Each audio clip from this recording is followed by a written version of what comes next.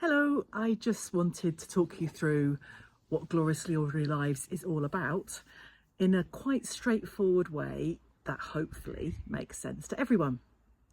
So, the idea of Gloriously Ordinary Lives came from when my kids were younger. They're grown-ups now, 25 and 30. And when they were little, we wanted to make sure they had the same chances as other kids their age to do things like go bowling, being part of scouts or guides, having play dates, going to the cinema. They're both autistic and they both have learning disabilities, and sometimes it felt like they didn't get the same chances, or people didn't think they needed to have the same chances as other kids. Gloriously Ordinary Lives as an idea was really important as well when my mum was living with me. As she got older and she needed some support, again, it felt like people didn't always understand that she still wanted to do the same things that she loved. So Gloriously Ordinary Lives is a way for everyone and anyone to check whether or not someone who might need some support is getting to live the life they choose, their gloriously ordinary life, and that the support they get is helping and not getting in the way. So, Gloriously Ordinary Lives starts with an idea that I had that I called mundane and heart sing. And my idea is that all of us need both of these things in our lives. So, mundane, they're all the everyday things that we do in our lives. The things that you might think are a bit boring: washing up, hoovering, being a taxi for your kids, doing the laundry, putting the bins out. You all know what I'm talking about.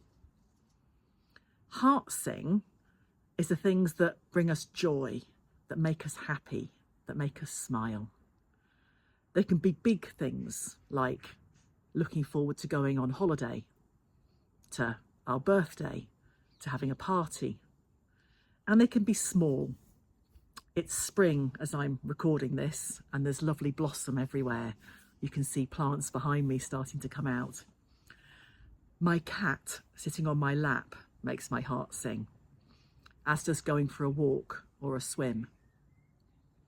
Now, I love to swim outside, mainly in lakes because I don't live near the sea, and I do that all the year round. That makes my heart sing. And I can hear some of you thinking, oh my goodness, swimming in a cold lake in December when the ice is there and I have to break the ice to get in, that's not for me. And that's the whole point of heart sing. It's what makes my heart sing, what matters to me. You don't have to understand it, you just have to know it to be true. The point of mundane and heart sing for me is that we need both. We might moan about doing those jobs like putting the bins out or grocery shopping, but the everyday mundane things that we do are part of how we're in control of our lives and how we live them. They help us know that it's our home we live in. What I've noticed is that we often spend a lot of time thinking about what makes people's hearts sing, which is great, but we often don't remember that we all need to do and be in charge of the mundane, ordinary, day-to-day stuff in our lives. I decide when I do my laundry, whether I leave a pile of washing up overnight in the sink and don't do my dishes, whether I change my bed sheets every day, every week, every month, or maybe it's just when I remember. I decide that because it's my home. So that's the idea of mundane and heart sing. My choice, my home, what makes my heart sing.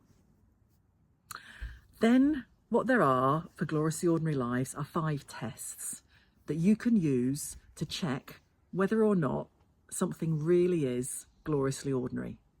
And again, they're tests that anybody and everybody can use. Test 1 is really, really straightforward. It's a simple question. Would I want that for me or someone I love. And when I say that, what I mean is whatever kind of support that someone is being offered or how someone is expected to live. I'm sure you can all think of people and situations where someone you know or support is living a life that you don't think is okay, and that you certainly wouldn't want for yourself or for someone you loved.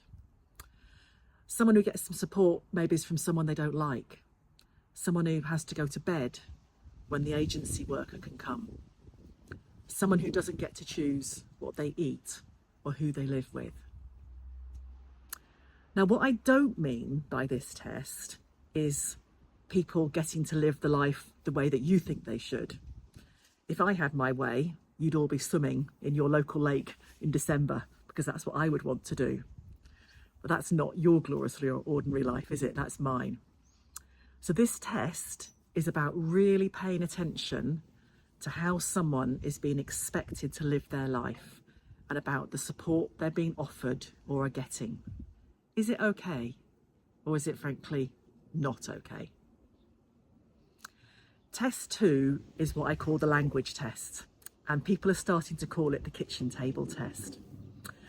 The test is, would I use that language in my kitchen with my family or in the cafe or pub with my friends? Now, have you noticed what a lot of really, really daft language we use in the world of health, social care and education? We use words that are silly. Personal care instead of going to the loo or getting to wash. Accessing the community when I'm just popping out to the shops. But also we use some words that are just not very human.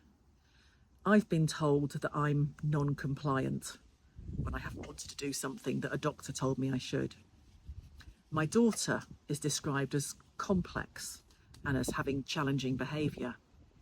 I'm not even sure I know what those words mean. Challenging behaviour seems to be used about someone when they're doing their best to show that they're not happy about something and that we're not listening. The point of this test is that words are important. Words hurt us. Words make us feel awful about ourselves. Words also make us feel that it's okay to do things to people that are not okay.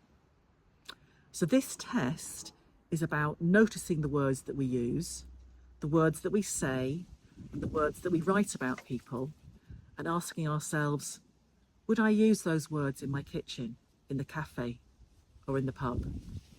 If not, then they might be getting in the way of someone getting to live their gloriously ordinary life. Test 3 is a bit different. I call it the photo test. And the question is, would it make a great photo, and what would the photo tell us? Now, we've all got lots of photos on our phone now, haven't we? Some of them will be memories of good times. I bet some of you got some food on your phones as well. Some of them might show you having what looks like a really good time when maybe you weren't. I can think of times when I've posted a photo on social media that looked great. Maybe it's me and the kids having a great time, smiling and laughing. And what the photo didn't show you is that 2 minutes later, everyone was arguing. So this test is about photos, not just real photographs, but you can take a mental image, and that means you can put your hands up like this and look at what you're seeing about someone's life and ask yourself, if I took a photo of that, would that make a great photo? Would I want it on my phone? Does it show someone having a really good time, having a really good life? Now, this is not an easy test because photos can look good when they're not, and photos can sometimes show what looks like someone not having a good time when actually everything is great. So the point of this test is to be curious. Be curious about what you see and ask yourself, does that make a great photo? Is that person having a gloriously ordinary life? Test 4 is all about people. And the test is, Would it strengthen and support the person's connections and relationships? Now that sounds a bit complicated and a bit tricky, doesn't it? All I mean by this test is, are we thinking about the people that someone has in their life? We often, rightly, work really hard to make sure that someone has really good paid support. I know that I've worked really hard to make sure that my kids have got good support from their personal assistants and from support workers. But that on its own is not enough, is it? We all need people in our lives who just want to be with us because they like us or they love us, not because they're paid to be there to support us or because they're volunteering to be there for us. Now, what I've noticed is that we don't always remember this. So this test reminds us to think about whether or not someone is both getting the support they need and getting the support they need to meet and to make friends and relationships. The last test, test 5, is about purpose. That's a tricky word. All that purpose means for me is this idea of a reason to get out of bed in the morning. So test 5 is, would it give the person a reason to get out of bed in the morning?